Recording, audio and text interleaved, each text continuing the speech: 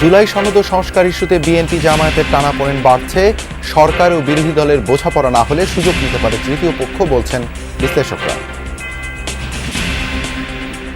সরকারি দল বিরোধী দল যেভাবে কাজ করার কথা, তাদেরকে পারস্পরিক সহযোগিতা করার কথা, সেটা আমরা দেখতে পাচ্ছি না। একটা সমস্যার সমাধান না করা হয় তাহলে তো আসলে সমস্যা ভবিষ্যতে হওয়ার সম্ভাবনাই আছে আমার কাছে মনে হয়।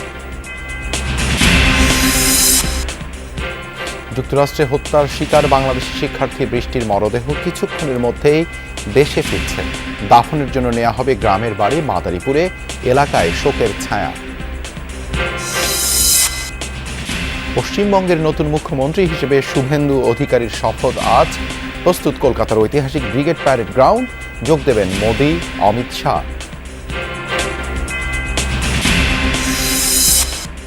আসছে ৩ লাখ কোটি টাকার ঋণ নির্ভর বাজেট। সর্বোচ্চ বরাদ্দের প্রস্তাব স্থানীয় সরকার, সড়ক ও স্বাস্থ্য খাতে। সরকারকে চাপমুক্ত থাকার পরামর্শ। সরকার এই বর্ধিত ব্যয় দিয়ে যদি করতে চান, তাহলে আসলে ঋণের দায়ে এবছরই তো না, আগামী বছরগুলোতেও এই সরকারকে আগামী 5 বছর চালাতে হবে। তখন সরকার কিন্তু হাঁসফাঁস করবে। রাজধানীর অনেক এলাকায় আশঙ্কাজনকভাবে নামছে ভূগর্ভস্থ পানির স্তর। হাজার কোটি টাকায় বসানো গভীর নলকূপেও মিলছে না দীর্ঘমেয়াদী সুফল। পারিবারিক সামাজিক জীবন, দৈনিক সমস্ত কিছু দুর্বিষহ অবস্থা। প্রধানমন্ত্রী নির্বাচনী আসনে আমরা এখন পানি পাচ্ছি না দীর্ঘ 2 মাস ধরে। 17 আসনে আমরা যদি পানি পাইতে 1 মাস লাগে, তাহলে অন্যান্য আসন কি হইতেছে এটা আপনারাই ভালো জানেন। বৃষ্টি ও উজানের ঢলে মৌলভীবাজারের হাওড়াঞ্চলে নষ্ট হয়েছে কয়েক হাজার হেক্টর জমির ফসল। স্থায়ী সমাধান চান কৃষক। দীর্ঘমেয়াদী পরিকল্পনার তাগিদ। কোরবানির জন্য ভোলার খামারগুলোতে গরু মোটাতাজা করার ব্যস্ততা। গোখাদ্যের মূল্য বৃদ্ধিতে বেড়েছে খরচ। ন্যায্য দাম নিয়ে শঙ্কায় খামারিরা।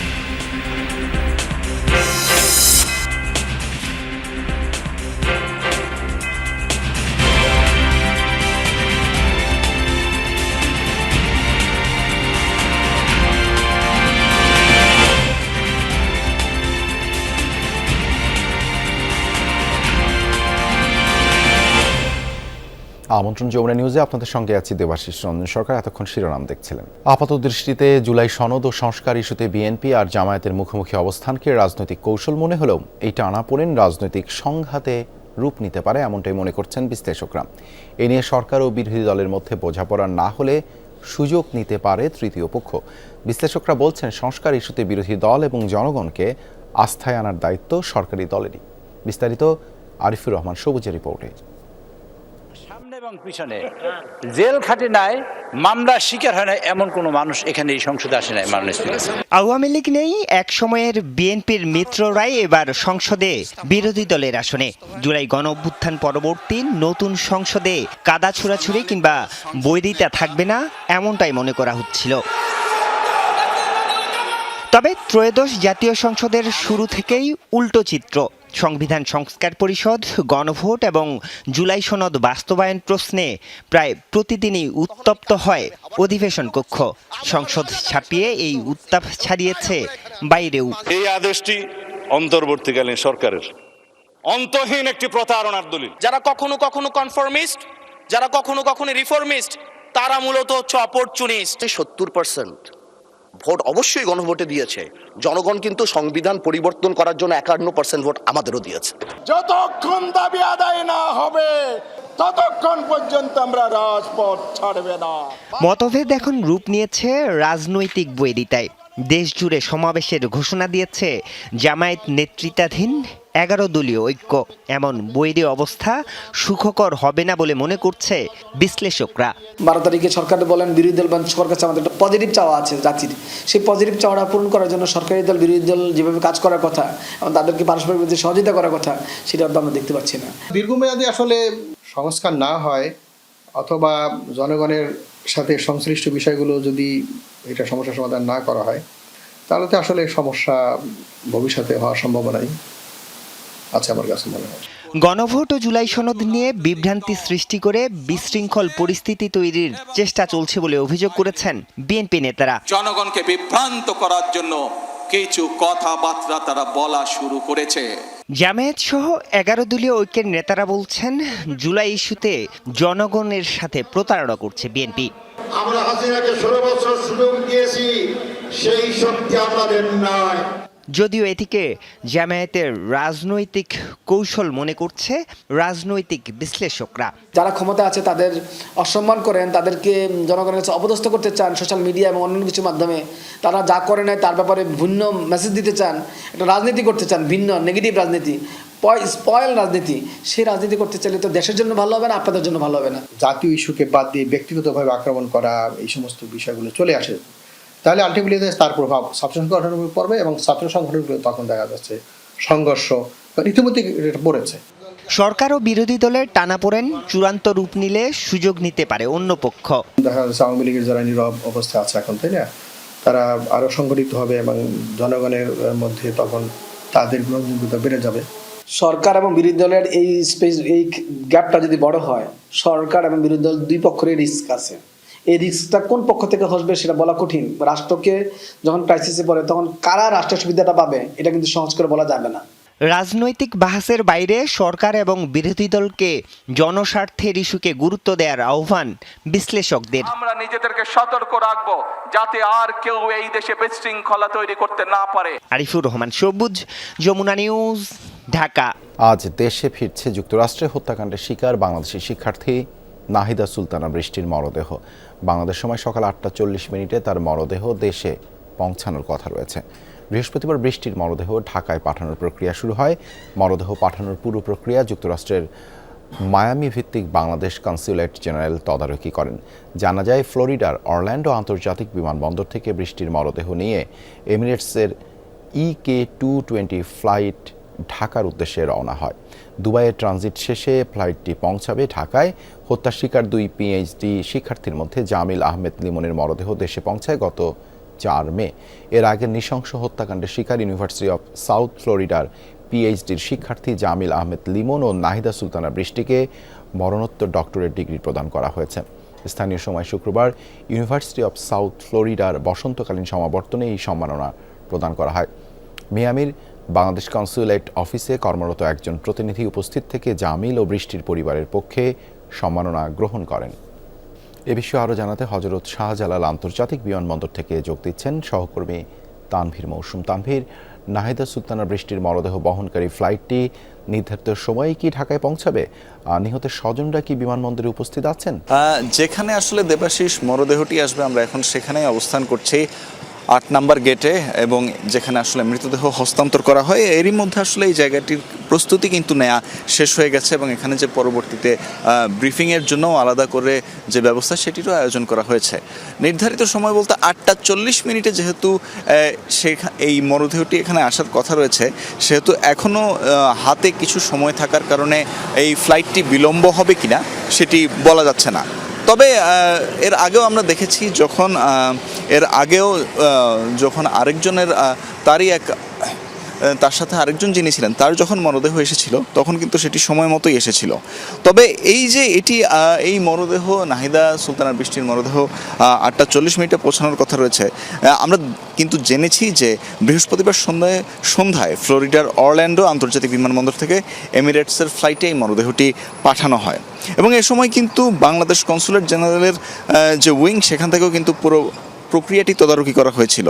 দুবাই হয়ে যেই রুটে, সেই রুটে আসলে দুবাই হয়ে পরবর্তীতে এই 8:40 মরদেহটি পৌঁছানোর কথা এবং এইখানেই কিন্তু আসলে তখন আমরা দেখতে পাবো 8:40 যে সেই মরদেহটি এসে পৌঁছেছে কিনা। তবে মরদেহটি এসে পৌঁছালেও আসলে পরবর্তীতে সেটিকে যে স্থানান্তর করা বা পরবর্তীতে সেটিকে ছাড়ানো, তার জন্য হয়তো আরও কিছু সময় লেগে যেতে পারে।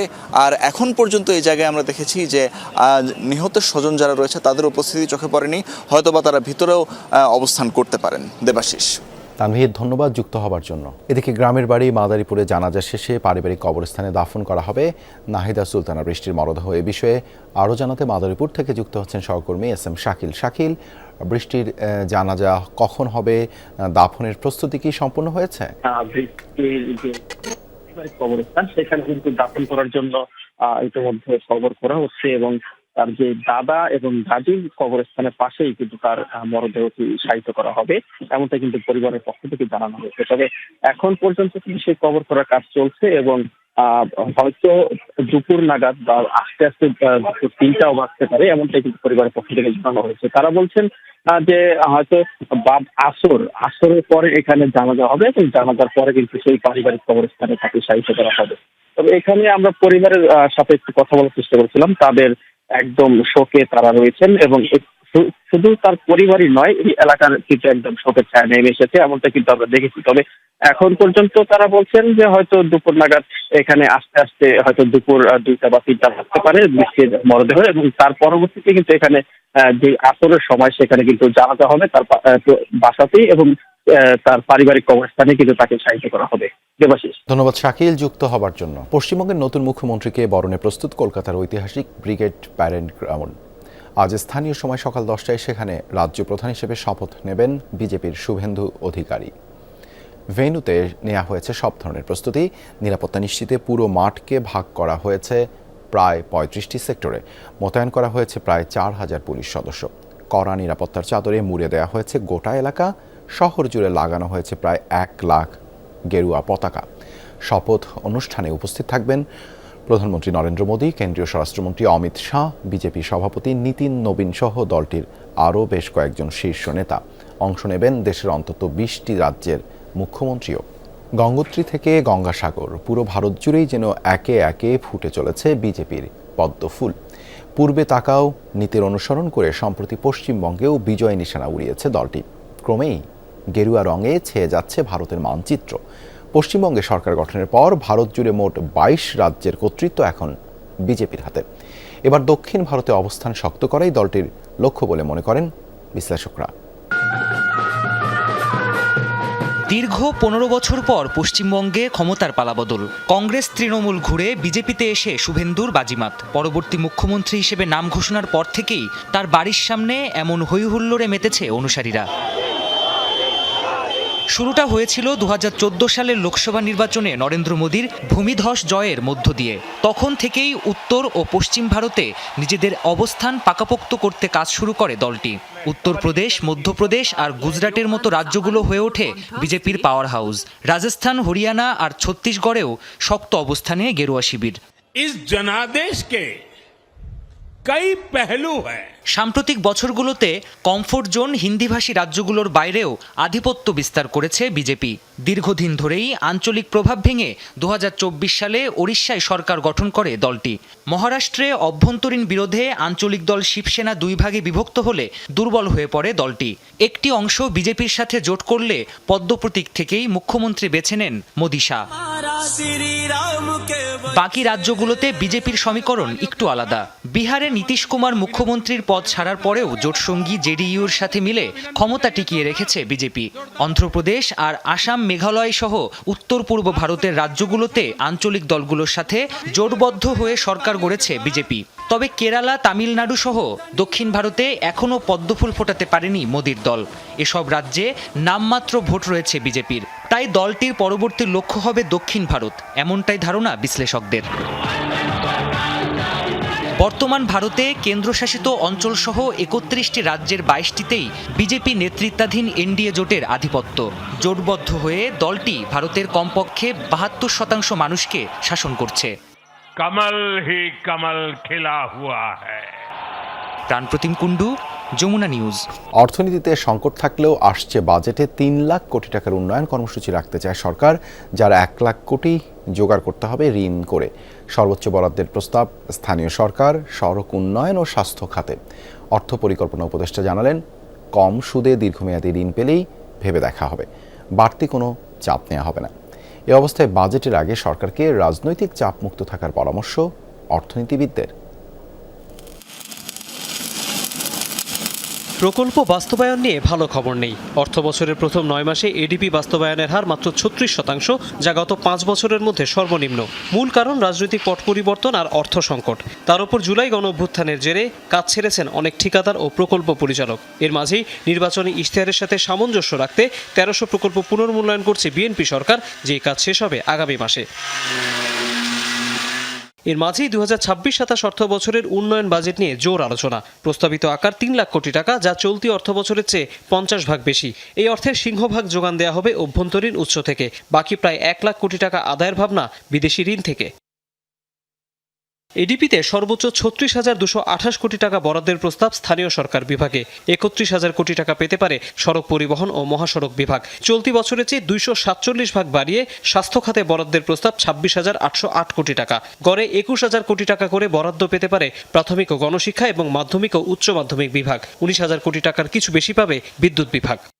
আমরা এমন সমস্ত সূত্র থেকে অর্থায়ন করার চেষ্টা করছি যে সমস্ত ক্ষেত্রে সুদের হার কম এবং পরিশোধের সময়সীমা বেশি, কারণ এর মধ্যেই কিন্তু আমাদের এই বছর থেকে আরও ঋণ পরিশোধের মাত্রা বেড়ে যাবে।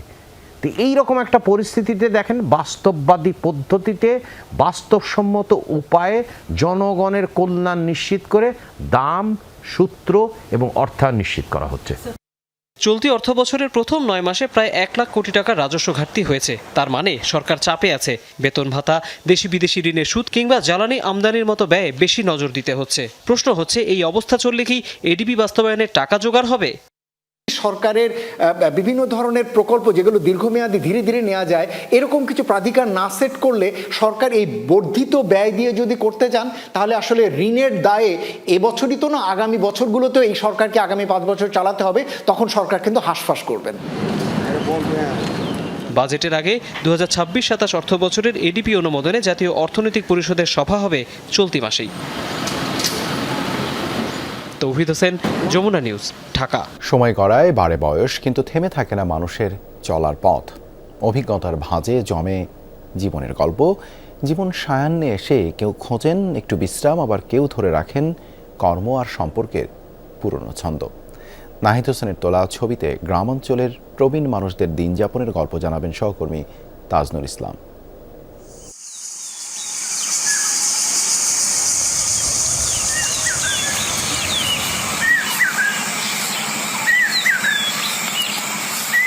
দিনটা শুরু হয় গল্প দিয়ে। এক কাপ চা আর কয়েকজন পুরনো সঙ্গী, এইটুকুতে জমে ওঠে সকাল। মৌলভীরচর বাজারের এই চায়ের দোকান গ্রামের বয়োজ্যেষ্ঠদের সময় কাটানোর এক ছোট্ট আশ্রয়। হাসির ফাঁকে, কথার ভাঁজে মিশে থাকে অনেক দিনের স্মৃতি। কেউ গল্প বলছেন, কেউ শুনছেন মুগ্ধ হয়ে। কথার বিষয় বদলায়, তবুও আড্ডা থামে না। এই মানুষগুলো সময়ের অনেকটা পথ পেরিয়ে এসেছেন। তাদের প্রতিটি কথায় জমে থাকে অভিজ্ঞতার ছাপ। চরের মানুষের কি আলাপ আছে, মনে করেন যে নদী ভাঙ্গে বাড়ি, এই যে বছর দেখা গেলেন, আগামীতে বাড়ি নাও দেখতে পারেন। সরল মন, যে আমার বিপদে তারা এক কাঠাভাবে ঝাঁপিয়ে পড়বে, আমি তাদের বিপদে ঝাঁপিয়ে পড়বো, এটা তাদের মন মানসিকতা, তাদের ভিতরে আছে। সবাই মিলে জিলে থাকি, কিন্তু আমাদের একটাই সমস্যা আছে, আমাদের কোনো আস্থাই নেই।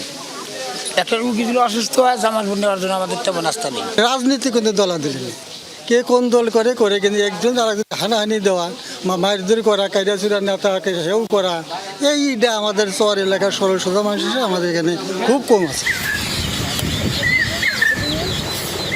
পানির সাথে সাথে নদী আলাদা করে দেয় জীবনের ছন্দ। ব্রহ্মপুত্র নদের এপারে দিনটা একটু ধীর, একটু আয়েসি, কিন্তু ওপারে ছন্দটা ভিন্ন। ওপারের চরে বয়স কোনো বাধা নয়। শরীর যতটুকু সাড়া দেয় ততটুকুই কাজ করে চলেন তারা। দিনভর থামে না হাত, মনে হয় প্রাণ যতক্ষণ, কাজও ততক্ষণ। আমরা যেরকম শান্তি থাকি, এরকম তো শহরে এরকম শান্তি থাকা হবে না। আমরা যে শান্তি থাকি, আমরা যে খানা খাই, এই খানা তো শহরের মানুষ না খায় না। দুধ তো আমরা ডেলি খাই, দুধ খাই, দই বসাই, দই খাই।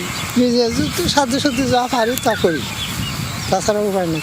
চলা যান বাঁচার না, খাওয়া যখন লাগে নিজের কর্ম তো করাই না।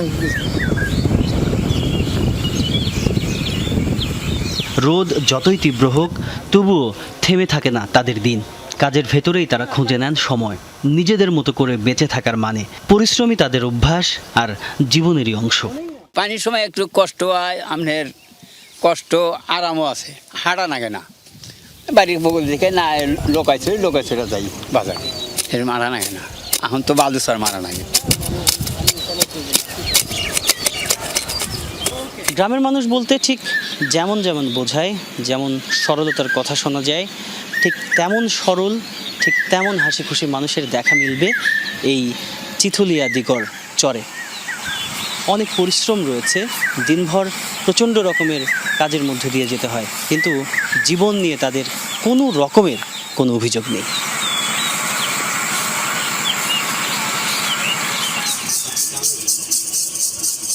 সন্ধ্যা নামলে ধীরে ধীরে নেমে আসে দিনের গতি, কাজ শেষ হয়, ফিরে আসে একটু অবসর। এই সময়টুকুই তাদের নিজের জন্য রাখা। রাত নামলে চিথুলিয়া দিগর চরে বসে আরেকটি আড্ডা। চারপাশে অন্ধকার, মাঝে বসে কিছু মানুষ গল্পে মেতে ওঠেন আবার। লোকজ গল্প, পুরনো দিনের কথা, হাসি আর স্মৃতি সব মিলিয়ে একটি রাত হয়ে ওঠে প্রাণবন্ত। সবাই আসে, আবার কেউ বাজার ঘাট সমস্যা হয়ে গেলে কে হয়তো তেল নাই, তেল চাইলে তেল দেওয়া যায়, আবার কেউ হয়তো লবণ থাকে না, লবণ চাইলে লবণও দেয়, আবার আমার কাছে চাইলে আমরাও দিয়ে দিই। যার সামর্থ্য আছে তার বাড়িতে সৌর বিদ্যুৎ আছে, যার বাড়িতে সৌর বিদ্যুৎ নাই তাই এই ডিজেলে দিয়ে কুপা লাগাইয়া মনে করি ঘরে বাতি জ্বালা। কৃষি মানুষ কি আমার কাছে সবই ভালো। আমরা তো ওই যে ভালো মন্দ দিন করতে খাই না, আমরা সপ্তাহের মধ্যে একদিন আনজাল কিছু খাই, সপ্তাহ বুঝে একদিন খাই। অযথা বাহুল্য কথা আমি খরচই করি না, ডাইরেক্ট কথা বাহুল্য কথা কোনো আমার কাছে খরচ নেই। দরকারি যাহা কাজ করবো এই দরকার সেই আলাপ করবো, অন্য কোনো ফালতু আলাপ আমার কাছে নেই। কেউ গল্প বলছেন, কেউ শুধু শুনছেন, কিন্তু প্রত্যেকেই এই মুহূর্তের অংশ। এই আড্ডা সম্পর্কে বাঁচিয়ে রাখার এক চমৎকার উপায়। প্রবীণ মানুষগুলোর প্রতিটি দিন খুব সাধারণ, কিন্তু তার ভেতরেও লুকিয়ে থাকে অসাধারণ অভিজ্ঞতা। হাসি, আড্ডা আর আনন্দে অবসর সময় কাটে সরল মনা এসব মানুষের। আর এভাবেই বাড়তে থাকে রাত, হাজার বছরের পুরনো সেই রাত। তাজনুর ইসলাম, যমুনা নিউজ, চিথুলিয়া দিগর চর, গাইবান্ধা। রাজধানীর ভূগর্ভস্থ পানির স্তর আরও নেমে গেছে। কোনো কোনো স্থানে ওয়াসার লাইনে মিলছে না কাঙ্ক্ষিত পানি। ভূগর্ভস্থ পানির অতিরিক্ত ব্যবহারের কারণে এই অবস্থা বলে মনে করেন নগরবাসী। সংকট সমাধানে ফের হাজার কোটি টাকার নতুন গভীর নলকূপ বসাচ্ছে প্রতিষ্ঠানটি। এতে সাময়িক সমাধান হলেও 2-1 বছর পর আবারও পরিত্যক্ত হয়ে যাবে নলকূপগুলো। তখন পানির জন্য যেতে হবে মাটির আরও নিচে। বাড্ডা ও শাহজাদপুর ঘুরে SRS আলীর ক্যামেরায় আরও জানাচ্ছেন আলামিন হক অহন।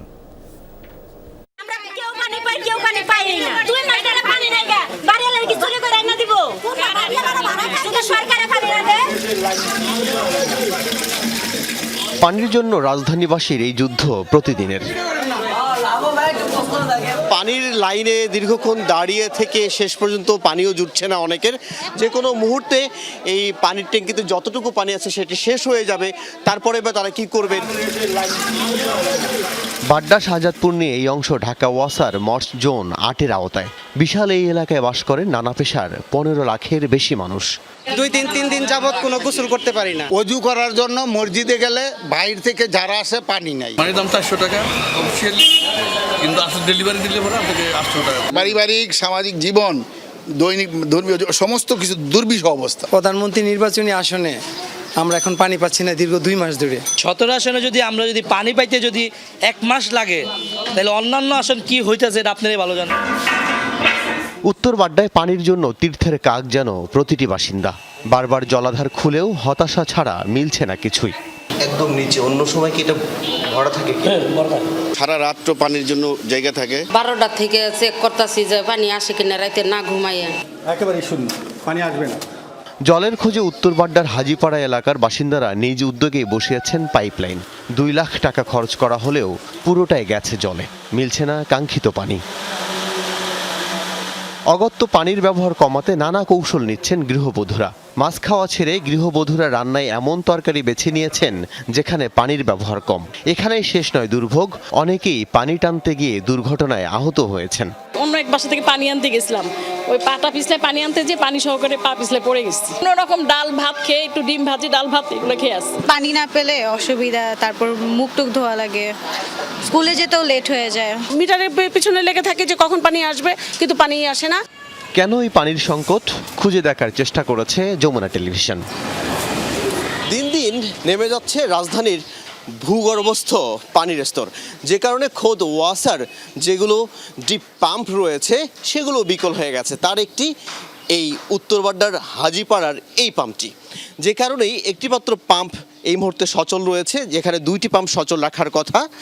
এই পাম্পটি সচল করে এত বিশাল মানুষের চাহিদা কোনোভাবেই পূরণ করা যাচ্ছে না। বাড্ডার প্রগতি সরণির পশ্চিম অংশে ওয়াসার আরও একটি পাম্প হাউজেও একই অবস্থা। তবে মিনিটে আমরা জানি 2400 লিটার পানি দেওয়ার কথা একটি 8 ইঞ্চি ব্যাসার্ধের যে পাইপ থেকে, এবং এটি ধারণা করা হচ্ছে এটি হয়তো মিনিটে এখন 5 থেকে 600 লিটার পানির বেশি দিতে পারছে না। এই পাম্পটি যে পরিমাণ ভূগর্ভস্থ পর্যন্ত পাইপটি রয়েছে সেই স্তরে পানি পাওয়া যাচ্ছে না, যে কারণে এটি বিকল হয়ে গেছে। এই সংকট কাটাতে নতুন করে গভীর নলকূপ বসাচ্ছে ঢাকা ওয়াসা। এতে খরচ হচ্ছে প্রায় 1000 কোটি টাকা। তাতে সমাধান কতটুকু? পকেট ক্রাইসিস হয় আমাদের এই ড্রাই সিজনটাই, 1 থেকে 1.5 মাস সময়টা। তো ওখানে একটা ডিপ টিউবওয়েল ইদানিং নষ্ট হয়ে গেছে, এই জন্য এই সমস্যাটা দেখা দিচ্ছে। আমরা সমাধানের চেষ্টা করছি। আর একটা ডিপ টিউবওয়েল নতুন এখানে হচ্ছে, এবং এইটা আগামী 2-1 সপ্তাহের মধ্যে অর্থাৎ মের ফার্স্ট এটা চালু হয়ে যাবে। ঢাকার পানির 70 ভাগই মেলে গভীর নলকূপে। এতে পানির স্তর নিচে নামায় ফের বিকল হবে আরও নলকূপ। তাহলে জনগণের 1000 কোটি টাকা খরচ করে এমন প্রকল্প আর কত? এই গন্ধপুর প্রজেক্টটা জানুয়ারি-ফেব্রুয়ারির মধ্যে সেটা চালু হয়ে গেলে 50 কোটি লিটার পানি আরও যোগ হবে পার ডে। তো তখন এই বিষয়গুলি আর আসলে থাকবে না, পানির ডিপ টিউবওয়েলের ব্যবহার কমে আসবে, এবং আস্তে আস্তে এটা আমরা প্রস্তুত দেব। এর আগে ঢাকা ওয়াসা জানিয়েছিল সংকট কাটিয়ে 2030 সালের মধ্যেই পাইপলাইনে সুপেয় পানি খাওয়াবে প্রতিষ্ঠানটি। আপাত দৃষ্টি মনে হচ্ছে সেই অপেক্ষা আরও বাড়বে। 2035-এর মধ্যে আমরা সেটা করতে পারবো। 70% সারফেস ওয়াটার আর 30% গ্রাউন্ড ওয়াটার। আল আমিন হক অহন, যমুনা নিউজ, ঢাকা। মৌলভীবাজারের হাওড় অঞ্চলে উজানের ঢল ও বৃষ্টির পানিতে নষ্ট হয়েছে কয়েক হাজার একর জমির উঠতি ফসল। শেষ চেষ্টা হিসেবে কেউ পানির নিচে তলিয়ে থাকা আধা পচা ধান সংগ্রহের চেষ্টা করছেন। ঢলের আগে যারা ফসল তুলতে পেরেছিলেন, বৃষ্টির কারণে ধান শুকোতে না পেরে তারাও ক্ষতির মুখে। ত্রাণ নয়, স্থায়ী সমাধান চান কৃষকরা। মৌলভীবাজার সদর উপজেলার কাওয়াদিঘি হাওরে এখন ফসলহারা কৃষকের দীর্ঘশ্বাস। কিছুদিন আগেও যারা সোনালী ফসল ঘরে তোলার স্বপ্নে বিভোর ছিলেন, তাদের চোখে মুখে এখন শুধু দুশ্চিন্তার ছাপ। 4 বিঘা জমিতে ঋণ করে বোরো আবাদ করেছিলেন কৃষক সাইদুল মিয়া। স্বপ্ন ছিল ধান ঘরে তুলে ঋণ পরিশোধ করবেন, সংসারে ফিরবে স্বস্তি। কিন্তু আকস্মিক ঢলে সব স্বপ্ন ভেঙে গেছে। তবুও শেষ সম্বল বাঁচাতে পানিতে নেমে আধা পচা ধান কাটছেন তিনি। প্রতি বছর আমরা ক্ষেত করার পরে পানি নিয়ে গিয়ে আমরা খামলা পাই না, যাতে আমরা ধান কাটার মেশিন পাই না। শুধু সাইদুল মিয়া নন, একই চিত্র পুরো হাওর জুড়ে। কেউ ফসল তুলতেই পারেননি, আর যারা ঝুঁকি নিয়ে ধান কেটেছেন তারাও টানা বৃষ্টি আর রোদের অভাবে ধান শুকাতে পারেননি। চারা গজিয়ে পচে গেছে হাজার মন ধান। অনেক ধান আমরা কাটতে শুকাইতাম পারছি না, ফালায় তুই জল আসছে। যদি নৌকা থাকতো, শেপ থাকতো, শেপ সুবিধা থাকতো, ধানটা আমরা পাশে তুলে ফেলতাম। মানুষ হয়েছেন না, মানুষে কি আর 5000-6000 করিয়া খাটাইছেন। মানুষ তো নাই, গাড়িও নাই। কিছু ধান তো ইটা লইয়া গেছে কি মাইচর জানি ধান গেছে গিয়ে আপনার ঋণ তো রয়ে গেছে, আমার ঋণ তো দিতাম পারতাম না, ধান তো আপনার গেছে গিয়ে আমার কিচ্ছু করার না। কৃষকদের অভিযোগ, প্রতি বছর একই দুর্ভোগ হলেও স্থায়ী সমাধানে নেই কার্যকর উদ্যোগ। তাদের দাবি, হাওরে ফসল কাটার আধুনিক যন্ত্র, পেডি ড্রায়ার এবং নিরাপদ খোলা নির্মাণ করা হলে ক্ষতি অনেক কমে আসবে। প্রণোদনা 1000-2000 ইটা পাইয়া লাভ নাই। আমি 40 কিয়ার জায়গা করছি, আমার 40 কিয়ার বুঝছে। ও আমরা সরকারের কাছে আবেদন, উদান গইবার একটা কিছু করতা আর একটা খোলা আমরা দেখা, এমনি 1000-5000 দিয়ে আমরা কোনো পেটও পড়তো নাই, আর কোনো সহযোগিতা হইতো না।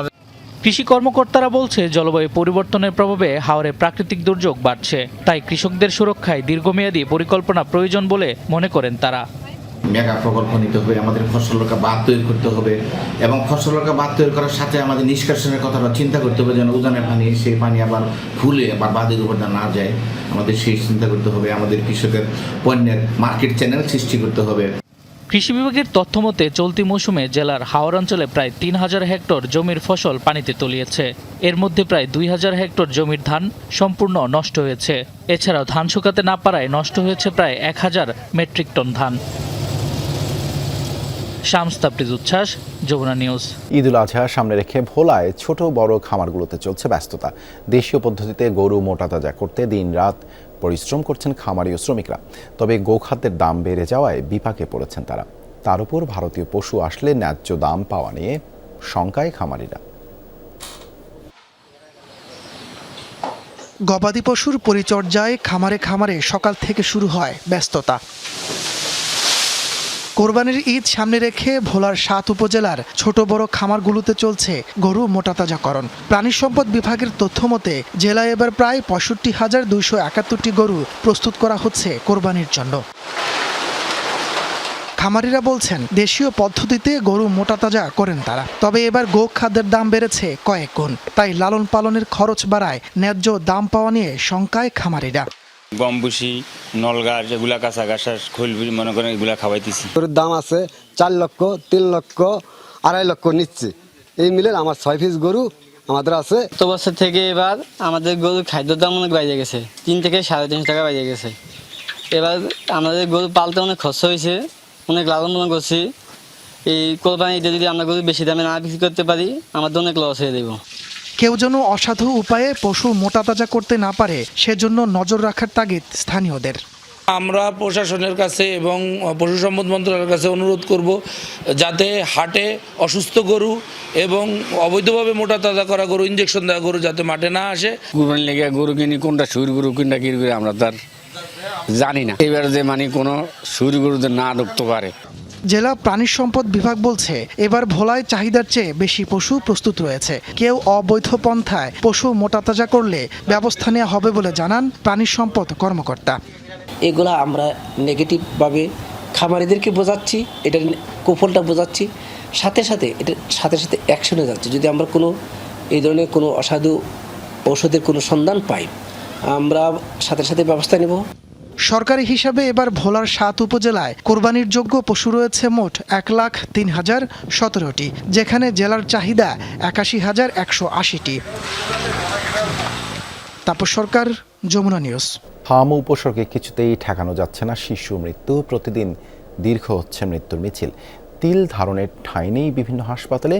এ বিষয়ে আরও জানাতে কক্সবাজার থেকে যুক্ত হচ্ছেন সহকর্মী এহসান আল কুতুবি। এহসান, হাসপাতালে হাম এবং উপসর্গ নিয়ে নতুন কতজন রোগী ভর্তি হলো, সুস্থ হয়ে বাড়ি ফিরেছেন কজন? দেবাশিস, আমাদের কাছে গতকাল পর্যন্ত তথ্য রয়েছে। কারণ হচ্ছে প্রতিদিন 12টার দিকেই কিন্তু দুপুরে কক্সবাজার সিভিল সার্জন অফিস থেকে তথ্য দেওয়া হয় 24 ঘন্টার, এবং সে অনুযায়ী এখনও আমরা পাইনি আজকের আপডেটটা। কিন্তু গতকাল পর্যন্ত আমাদের কাছে যে তথ্য রয়েছে সেটি হচ্ছে 57 জন মতো নতুন করে ভর্তি হয়েছে বিভিন্ন হাসপাতালে কক্সবাজারে, এবং পাশাপাশি বিভিন্ন হাসপাতালে অবস্থান করছে গতকাল পর্যন্ত 149 জন। তন্মধ্যে হচ্ছে কক্সবাজার সদর হাসপাতালে আমি যেখানে আছি এখানেই রয়েছে 83 জন, এবং চকরিয়াতে 15, এবং তারপরের হচ্ছে যে উকিয়াতে 13 জন। এভাবে কিন্তু বিভিন্ন হাসপাতালে ভর্তি রয়েছে। এবং আমি যদি বলি গত 1 তারিখ থেকে গতকাল পর্যন্ত গত মাসের অর্থাৎ মার্চের 29 তারিখ থেকে গতকাল পর্যন্ত 1,614 জন পর্যন্ত রোগী শনাক্ত হয় কক্সবাজারের হাসপাতালগুলোতে। তো প্রতিদিন আবার রোগীর সংখ্যা যেমন বাড়ছে, আবার সুখবরও রয়েছে। অর্থাৎ সুখবর এই জন্যই যেহেতু প্রতিনিয়ত বিভিন্ন হাসপাতালে, বিভিন্ন উপজেলায় স্বাস্থ্য কমপ্লেক্সগুলোতে টিকা দেওয়া হচ্ছে, চিকিৎসা দেওয়া হচ্ছে, এবং পরিবারও সচেতন হয়েছে। সেজন্য কিন্তু রোগীর যে সংখ্যা সেটিও কিন্তু মোটামুটি কিছুটা হলো স্বস্তির খবর দিচ্ছে। ধন্যবাদ এহসান যুক্ত হবার জন্য। সুনামগঞ্জে জমি বিক্রয় নিয়ে বিরোধের জেরে টানা 3 দিনের উত্তেজনার জেরে দুপক্ষের সংঘর্ষ হয়েছে। সংঘর্ষ থামাতে গিয়ে আহত হয়েছেন সুনামগঞ্জ 1 আসনের এমপি সহ অর্ধশতাধিক মানুষ। শুক্রবার সন্ধ্যার পর সড়ক অবরোধ করে সংঘর্ষে জড়ান জাউয়া বাজার ও খিদ্রা কাপন গ্রামের দুই পক্ষ। প্রায় 2 ঘণ্টা ব্যাপী চলা সংঘর্ষে আটকা পড়ে শত শত যানবাহন। এ সময় সিলেট থেকে সুনামগঞ্জে ফেরার পথে সড়কে আটকা পড়েন সুনামগঞ্জ 1 আসনের এমপি কামরুজ্জামান কামরুল। সংঘর্ষ থামাতে ঘটনাস্থলে ঢুকলে হাতে পায়ে আঘাত পান এমপি। এই ঘটনায় উভয় পক্ষের অর্ধশত মানুষ আহত হয়েছেন। পরে সেনাবাহিনী ও পুলিশ গিয়ে পরিস্থিতি নিয়ন্ত্রণে আনে। সংঘর্ষ থামলে সুনামগঞ্জ সদর হাসপাতালে চিকিৎসা নেন সংসদ সদস্য কামরুজ্জামান কামরুল। কক্সবাজারের টেকনাফে প্রায় 3,50,00,000 টাকা মূল্যের 70,000 পিস ইয়াবা জব্দ করেছে কোস্টগার্ড। কোস্টগার্ডের মিডিয়া কর্মকর্তা লেফটেন্যান্ট কমান্ডার সাব্বির আলম সুজন জানান, বিকেলে টেকনাফ থানার পশ্চিম শিকদারপাড়া এলাকায় গোপন তথ্যের ভিত্তিতে অভিযান চালানো হয়। ওই এলাকার একটি বাড়িতে তল্লাশি চালিয়ে প্রায় 3,50,00,000 টাকার 70,000 পিস ইয়াবা জব্দ করা হয়। এ সময় কোস্টগার্ডের উপস্থিতি টের পেয়ে মাদক কারবারিরা পালিয়ে যাওয়ায় কাউকে আটক করা সম্ভব হয়নি। রাজধানী কদমতলীতে একটি ফোমের কারখানায় লাগা আগুন নিয়ন্ত্রণে এসেছে। শুক্রবার সন্ধ্যায় কদমতলীর সাদ্দাম মার্কেট এলাকায় HN ফোম অ্যান্ড ম্যাট্রেস কারখানায় আগুন লাগে। খবর পেয়ে ফায়ার সার্ভিসের 5টি ইউনিট ঘটনাস্থলে গিয়ে 3 ঘন্টার চেষ্টায় আগুন নিয়ন্ত্রণে আনে। এ সময় আহত হন ফায়ার সার্ভিসের 2 সদস্য। প্রত্যক্ষদর্শীরা জানান, কারখানাটি টিন শেডের ছিল। সেখানে বিপুল পরিমাণ প্রস্তুতকৃত ফোমের পাশাপাশি ফোম তৈরির কাজে ব্যবহৃত কেমিক্যাল ও প্লাস্টিকের ড্রাম রাখা ছিল। দাহ্য পদার্থের কারণে আগুন দ্রুত ছড়িয়ে পড়ে। কালো ধোঁয়ায় আচ্ছন্ন হয়ে পড়ে পুরো এলাকা। ধারণা করা হচ্ছে বৈদ্যুতিক শর্ট সার্কিট থেকেই আগুনের সূত্রপাত। পরিত্যক্ত যে ফোমগুলো আছে বিভিন্ন প্রতিষ্ঠানের, এই ফোমগুলো এনে রিসাইক্লিং করে তারা ম্যাট্রেস তৈরি করে এবং সাথে সাথে ইম্পোর্ট করে কিছু কাপড়ও তারা ম্যাট্রেসের জন্য নিয়ে আসে এবং কিছু টায়ার জাতীয় জিনিস আসছিল, যার কারণে আগুনটা খুব দ্রুত ছড়ায়। কক্সবাজারের বঙ্গোপসাগরের উপর দিয়ে দ্রুত গতিতে দক্ষিণ দিকে ছুটে গেছে এক আলোর ঝলক। শুক্রবার সন্ধ্যায় যারা এই আলোর ঝলক দেখেছেন তারা বলছেন, আলোর ঝলকটি মিসাইল আকৃতির ছিল। কয়েক মিনিটের মাথায় এটি অদৃশ্য হয়ে যায়। সৈকতে দাঁড়ানো পর্যটকেরা মুঠো ফোনে সেই দৃশ্য ধারণ করে ছড়িয়ে দেন সামাজিক যোগাযোগ মাধ্যমে। ভিডিওতে দেখা যায় সন্ধ্যা 6:30টার দিকে আকাশের এক কোণায় বজ্রপাতের মতো আলোক রশ্মি ছড়িয়ে আছে। তার কিছুটা দূরে আলো ছড়িয়ে পূর্ব দিক থেকে দ্রুত ছুটতে থাকে মিসাইল আকৃতির আলোর ঝলকটি। রক্তিম কৃষ্ণচূড়ায় ছেয়ে গেছে নাটোরের প্রকৃতি। হলুদ, বেগুনি, নানা রঙের ফুল রাঙিয়ে দিচ্ছে নগরবাসীর মন। প্রকৃতির সবুজ ক্যানভাসে মনের মাধুরী মিশিয়ে যেন বর্ণিল ছবি এঁকেছেন কোনো শিল্পী। গ্রীষ্মের তপ্ত গরমে এসব ফুলের সৌন্দর্য নগরবাসীর মনে এনে দিচ্ছে শীতল পরশ।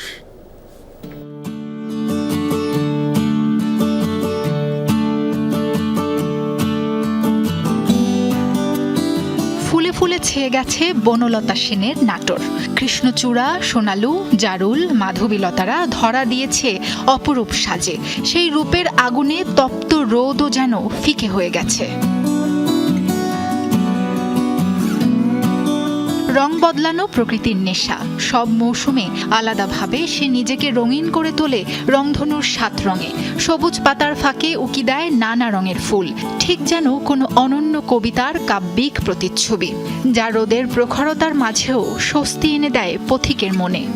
চারিদিকে সোনালু, কৃষ্ণচূড়া আরও বিভিন্ন ধরনের ফুল দেখা যাচ্ছে। এই ঘুরছি ফিরছি দেখছি, যা দেখলে মন এমনিতে ভালো হয়ে যায়। বন্ধুবান্ধব নিয়ে গণভবন আরও চারপাশে যেখানে যেখানে ফুল ফুটেছে আর কি, সেখানে যে ঘুরে আসছি। কৃষ্ণচূড়ার ফুলে মানে মনোমুগ্ধকর একটা পরিবেশ তৈরি করছে। এছাড়াও সোনালু, জারুল ফুল চারপাশে।